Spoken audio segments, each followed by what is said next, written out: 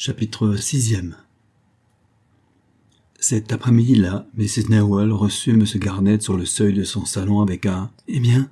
plein d'anxiété. Derrière elle, le baron Schenkeldorf était assis, les jambes croisées, la tête renversée en arrière, dans une attitude qu'il ne jugea pas nécessaire de changer à l'approche du jeune homme. Garnett hésita, mais ce ne fut pas le salut sommaire du baron qui le blessa. « Vous l'avez trouvé ?» s'exclama Mrs. Newell. « Oui, mais... » Elle suivit son coup d'œil et y répondit par un léger haussement d'épaule. « Je ne puis vous mener dans ma chambre. J'ai là une couturière qui ne veut pas s'en aller parce qu'elle attend d'être payée. »« Schenkeldorf !» s'écria-t-elle. « Votre présence n'est pas nécessaire. Allez regarder par la fenêtre. » Le baron se leva, et allumant une cigarette, il se retira en souriant dans l'embrasure. Mrs. Newell se jeta sur un siège et fit signe à Garnett de s'asseoir près d'elle. « Eh bien, vous l'avez trouvé? Vous avez causé avec lui ?»« Oui. J'ai causé avec lui pendant 1 heure. » Elle eut un geste d'impatience. « C'est trop long. Refuse-t-il ? » ?»« Il ne consent pas. »« Vous voulez dire alors ? Il demande du temps pour réfléchir. »« Du temps ? Il n'y en a pas. Le lui avez-vous dit ? » ?»« Je le lui ai dit. Mais il faut que vous compreniez qu'il est moins pressé que vous. Il exige 24 heures. » Mrs. Newell eut un gémissement prolongé. « Oh, ça c'est trop. Lorsqu'il réfléchit, il refuse toujours. Il aurait refusé tout de suite si je ne lui avais pas accordé ce délai. » Elle se leva nerveusement de son siège et pressa les mains sur son front. « C'est trop dur, après tout ce que j'ai fait. Le trousseau est commandé. Quelle honte!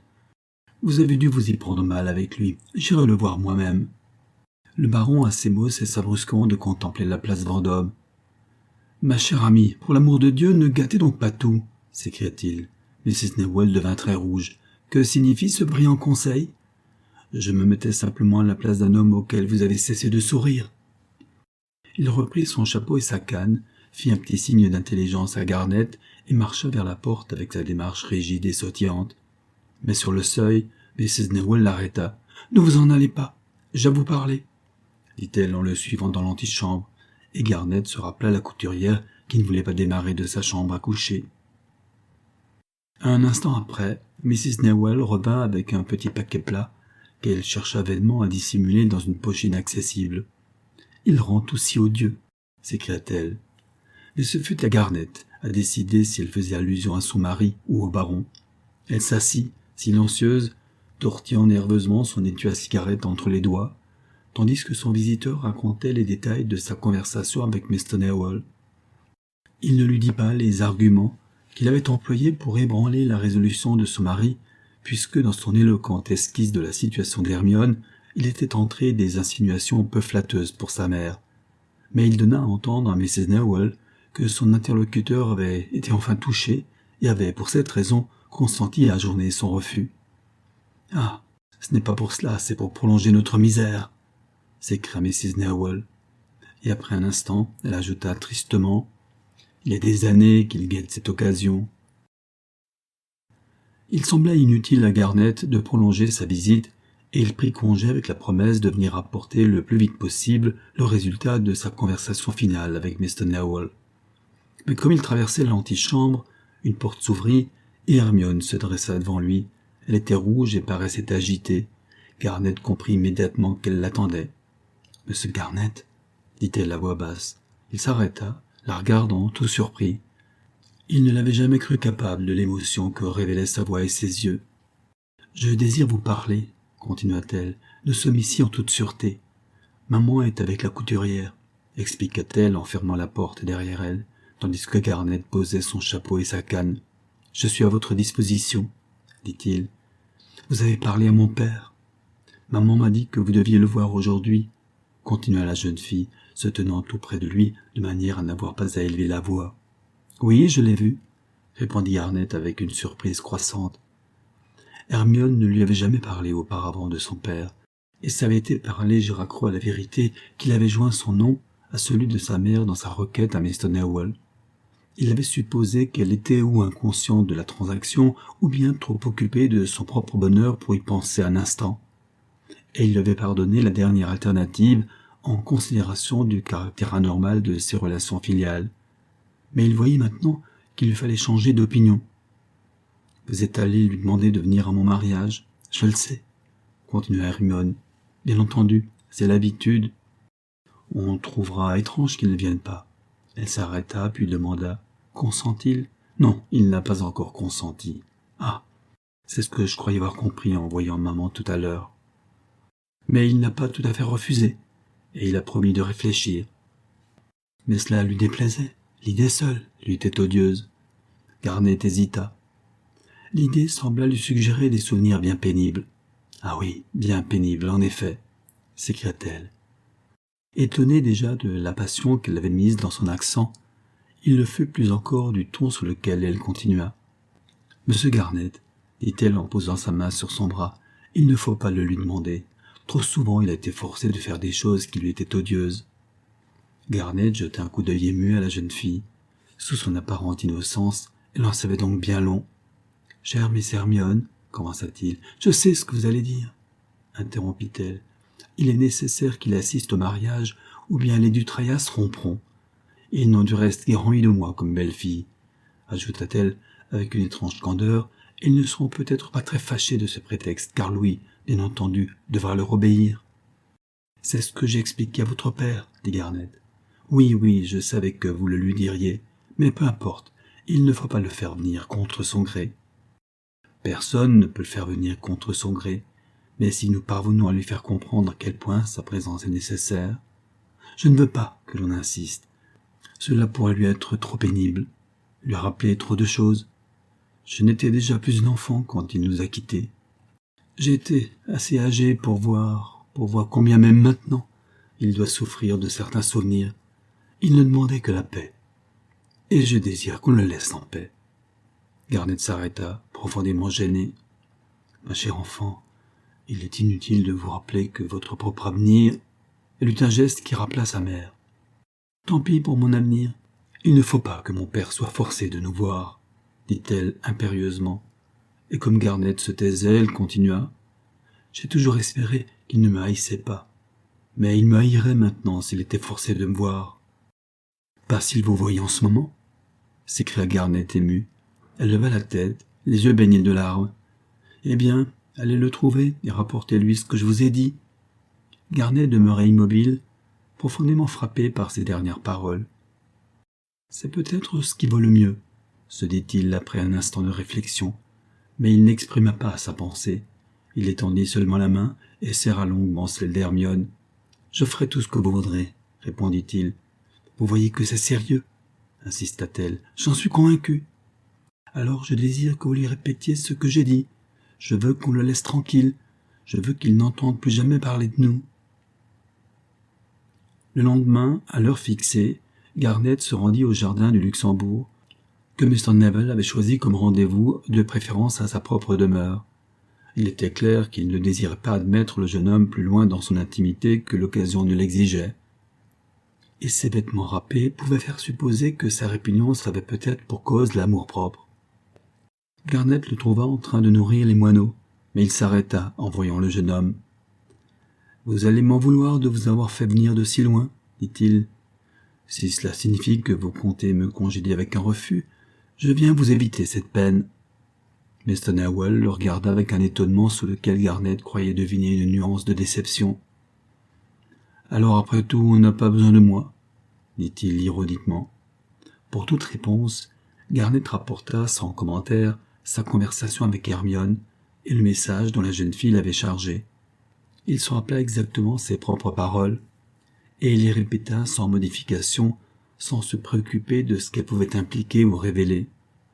M. Newell écouta, impassible, jetant de temps à autre quelques miettes à ses pensionnaires. Lorsque Garnett eut fini, il demanda sèchement. « Sa mère est-elle au courant ?»« Assurément non, » s'écria Garnett froissé. « Il ne faut pas m'en vouloir, mais Mrs. Newell est une femme si habile. » Mr. Newell distribua ses dernières miettes et se tourna vers Garnett. « Vous pensez, continua-t-il, qu'Hermione a raison de croire que ces gens se serviront de mon refus comme prétexte pour rompre le mariage ? » « Parfaitement, elle me l'a dit elle-même. Ne considère-t-elle pas le jeune homme comme une poule mouillée, non ? Il a déjà lutté pour elle, et vous savez qu'en France, on a une façon particulière d'envisager ces questions. Il n'a que 23 ans, et se marier contre le gré de ses parents est en soi un acte héroïque. Oui, j'ai entendu dire que quand il s'agit de leur mariage, Les jeunes gens, en France, se conduisent en petits garçons. Mr. Newell se leva et reprit le cigare à demi fumé qu'il avait posé sur le banc à côté de lui. « Comment se met-on pour un mariage en France? On porte un habit, n'est-ce pas ?» demanda-t-il brusquement. La question causa une telle surprise à Garnett que pour l'instant il ne put que bégayer. « Alors, vous consentez ?» Je puis aller le lui dire. « Dites-le à ma fille, oui. » Mr. Newell eut un vague sourire et ajouta « D'une manière ou d'une autre, ma femme en arrive toujours à ses fins. » Le consentement de Mr. Newell ne fut suivi d'aucune autre concession. Dans la première joie de son succès, Garnett avait rêvé un rapprochement entre le père et la fille et s'était vu esquissant un geste de bénédiction sur un tableau de famille dans lequel Mrs. Newell ne figurerait qu'indistinctement. Mais les conditions de Mr. Newell étaient inflexibles. Tout en consentant à assister au mariage pour plaire à sa fille, il stipula qu'en attendant, il n'y aurait aucune rencontre avec sa famille, ni aucun autre message de part et d'autre. Il convint d'être prêt lorsque Garnett viendra le chercher au jour et à l'heure fixée, mais il demanda qu'on le laisse tranquille jusque-là. Il s'en tint strictement à cette décision, et lorsque Garnett la communiqua à Hermione, elle accepta avec un profond regard d'intelligence. Quant à Mrs. Newell, elle s'absorba dans les préparatifs du mariage, sans penser à son mari. Elle avait obtenu ce qu'elle voulait. Elle avait désarmé ses ennemis et, dans la première excitation du succès, elle n'eut pas le temps de se rappeler par quels moyens sa victoire avait été gagnée. Elle eut même peu de reconnaissance pour les services de Garnett, qui lui cherchait sa récompense dans le regard ému d'Hermione. Pour Mrs. Newell, les personnages du moment étaient les Hulse Hubbard et le baron Schenkelderf. Elle avait de longues consultations avec eux. Mrs. Hubbard en sortait radieuse d'avoir été initiée aux préparatifs d'un mariage aristocratique et éblouie de la familiarité du baron avec l'almanach du Gotha. Dans un tel milieu, Mrs. Hubbard avait le sentiment qu'elle était vraiment dans la note. Quant à Hermione, elle avait retrouvé son air heureux, mais avec une nuance de mélancolie dont Garnett se rendrait peut-être seul compte. Elle avait repris son attitude d'obéissance passive et semblait résignée à n'être que le brillant mannequin sur lequel Mrs. Newell poserait les guirlandes de la victoire. On poussait les préparatifs du mariage avec activité et zèle. Mrs. Newell savait quel danger il peut y avoir à donner aux gens le temps de réfléchir, et ses craintes du côté de son mari étant calmées, elle commençait à redouter une nouvelle tentative d'évasion de la part de la famille du fiancé. « Plus tôt ce sera fait, mieux je dormirai », déclara-t-elle à Garnett. Et tous les artifices de la toilette ne pouvaient plus cacher à quel point elle avait besoin de repos. Il y avait en effet des moments où le jeune journaliste la plaignait plus que son mari ou sa fille, tant l'abîme dans lequel elle glisserait, si elle perdait pied maintenant, paraissait noir et insondable. Mais la propre expérience de Garnett, aussi bien que les affirmations de Mr. Newell, aurait pu lui dire qu'elle arrivait toujours à ses fins. À la manière dont elle retrouva son éclat le dernier jour, quand tout péril fut conjuré, on vit à quel point elle avait eu peur de sombrer. Garnett frissonna en songeant à l'alternative qu'elle avait dû envisager. Le jour du mariage vint enfin. L'élégante limousine, commandée par les soins de Mrs. Newell, se trouva ponctuellement devant la porte de Garnett et le jeune homme se fit conduire rue des Canettes. C'était une petite rue, bordée de vieilles maisons branlantes. Sur le trottoir étroit, un aveugle se traînait conduit par son caniche. Un peu plus loin, une femme échevelée était en train de moudre du café sur le seuil d'une buvette borgne. La présence de l'automobile devant une des portes attira le voisinage aux fenêtres et Garnett s'engagea dans l'escalier sombre et mal tenu pour monter au 4e étage qu'habitait Mr. Newell. Mais à moitié chemin, il rencontra son vieil ami et sans dire un mot, tous deux descendirent ensemble. Le père d'Hermione avait son regard coutumier d'indifférence sous laquelle on devinait la conviction profonde de la folie humaine. Mais on remarquait dans son extérieur quelque chose de singulièrement ratatiné, comme s'il était devenu plus petit, ou ses vêtements plus grands, et Garnett se dit tout d'un coup qu'il avait dû louer un habit de noces. Assis dans l'automobile à côté du jeune homme, il demeura silencieux tandis qu'il gagnait rapidement le boulevard Saint-Germain. Une fois seulement, il demanda en examinant les accessoires élégants de la voiture. « Est-ce l'automobile de Mrs. Newell ?»« Oui, je le crois, » répondit Garnett, qui sentait bien la difficulté de distinguer entre ceux qui appartenaient à Mrs. Newell et ceux qu'elle empruntait à ses amis. Mr. Newell ne fit pas d'autres remarques, mais demanda un peu plus tard à son compagnon de lui répéter exactement les devoirs qu'il aurait à remplir à la cérémonie. Et lorsqu'il fut édifié, il retomba dans le silence, regardant d'un œil stoïque et observateur la perspective fuyante des rues qu'il traversait, jusqu'au moment où la voiture s'arrêta devant Saint-Philippe-du-Roule. Avec le même sang-froid, il suivit son guide à travers la cohue des spectateurs et monta les marches, recouvertes d'un tapis rouge, au sommet desquelles le Suisse tenta de barrer le chemin au petit personnage chétif et voûté qui accompagnait Garnett et qui ne semblait guère faire partie d'un mariage aussi brillant. Le porche de l'église était envahi par ceux qui devaient figurer dans le cortège. Mr. Newell ne parut nullement gêné par ce voisinage élégant. Il resta à côté de Garnett jusqu'à l'arrivée du coupé qui amenait la mariée, puis, lorsque Hermione parut, accompagnée de sa mère, Mr. Newell s'avança à sa rencontre. La jeune fille, enveloppée de son voile de tulle et agitée sans doute à la pensée de l'entrevue, s'arrêta avec un geste d'hésitation devant le petit vieillard si étrangement attifé, et cette hésitation fut atroce pour Garnett, qui voyait une inconsciente satire de l'infaillibilité de l'instinct filial. Il voulait à tout prix faire un signe, mettre fin d'une façon quelconque à cette incertitude. Mais avant qu'il ait pu bouger, Mrs. Newell poussa sa fille brusquement et Hermione, toute rougissante, se jeta dans les bras de son père. Mr. Newell se dégagea sans émotion. Cette démonstration n'eut d'autre effet visible que celui de déplacer sa cravate. Il se tint à côté de sa fille jusqu'à ce que les portes de l'église fussent ouvertes. Alors, sur un signe du Suisse, il lui offrit le bras et le couple mal assorti, suivi de l'élégant cortège, se mit en marche vers l'autel. Garnett s'était déjà glissé dans l'église et s'était assuré d'une place d'où il pourrait voir toute l'assistance. L'église était comble. Mrs. Newell avait atteint son but et le mariage d'Hermione était une brillante réunion mondaine. L'œil de Garnett errait curieusement d'un groupe à l'autre. D'un côté se tenaient les nombreux représentants de la famille du marié, tous coulés dans le même moule de distinction un peu vieillotte, avec cette empreinte du point de vue collectif qu'a toute vieille société vis-à-vis de l'individualisme du nouveau monde. De l'autre, l'assemblage hétérogène des amis de Mrs. Newell, qui présentaient toutes les variétés d'opinions dans leur mise comme dans leur tenue. Des deux groupes, ce dernier était décidément le plus intéressant pour Garnett, qui s'aperçut qu'il comprenait non seulement de récentes acquisitions comme les Wills et Hubbard et le baron, mais aussi diverses figures plus importantes qui, dernièrement, avaient semblé disparaître de l'horizon de Mrs. Newell. Le mariage d'Hermione les avait ramenés, et une fois de plus, avait refait à sa mère une personnalité sociale, avait, en un mot, réalisé le but pour lequel il avait été projeté et exécuté.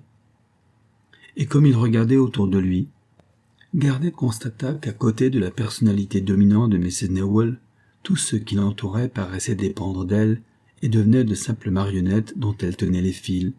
Ils étaient tous là, les uns et les autres, pour la mener à son but et servir ses vues.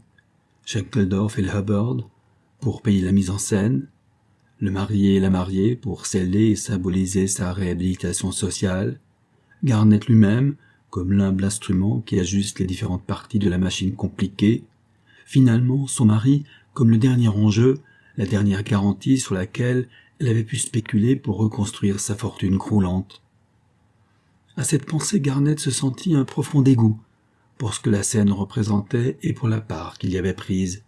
Il avait été, comme les autres, l'instrument et la dupe de Mrs. Newell. Il avait cru servir Hermione et c'est pour sa mère qu'il avait travaillé. Comment envisager un point de vue romanesque, un mariage fondé sur de si basses connivences, et comment se figurer qu'en y coopérant, il avait joué un rôle désintéressé? Tandis que ses pensées lui traversaient l'esprit, la cérémonie avait commencé et les principaux personnages étaient alignés devant lui sur les fauteuils rouges devant l'autel. À travers la lueur douce des cierges et le nuage parfumé de l'encens, les yeux de Garnett se fixèrent sur le groupe central, et peu à peu les autres disparurent de sa vue et de son esprit. Après tout, ni les plans de Mrs. Newell, ni la part qu'il y avait prise, ne pouvaient jamais enlever au mariage d'Hermione son caractère sacré. C'était une preuve de plus du renouvellement perpétuel de la vie, de la façon dont la nature sait lier les fleurs et les parfums de la corruption. Et comme les yeux du jeune homme allaient du visage heureux de la mariée au petit vieillard stoïquement affaissé dans son fauteuil, il lui sembla qu'il avait peut-être mieux travaillé qu'il ne le croyait. En les plaçant côte à côte, ne fût-ce que quelques instants, Ainsi s'achève Dernier enjeu par Edith Wharton.